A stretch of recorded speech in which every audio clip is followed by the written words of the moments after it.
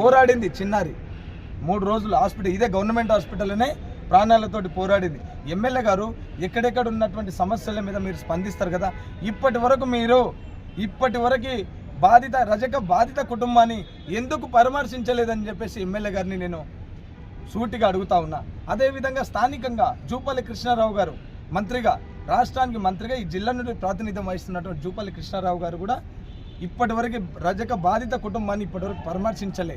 అదేవిధంగా నేను ఒకటే డిమాండ్ చేస్తూ ఉన్నా, ఈ జిల్లా నుంచి ప్రాతినిధ్యం వహిస్తున్నటువంటి ముఖ్యమంత్రి రేవంత్ రెడ్డి గారు, ఇదే జిల్లా నుండి ప్రాతినిధ్యం వహిస్తున్నటువంటి మంత్రి జూపల్లి కృష్ణారావు గారు, ఈ నియోజకవర్గం నుండి ప్రాతినిధ్యం వహిస్తున్నటువంటి ఎమ్మెల్యే గారు తక్షణమే రజక బిడ్డ మీద జరిగిన దాడి మృతికి కారణంగా మీరు పూర్తి బాధ్యత వహిస్తూ ముఖ్యమంత్రి గారు, అదేవిధంగా మంత్రి గారు, ఎమ్మెల్యే గారు తక్షణమే తమ పదవులకు రాజీనామా చేయాలని చెప్పేసి అఖిల భారత రజక సంఘం డిమాండ్ చేస్తూ ఉంది.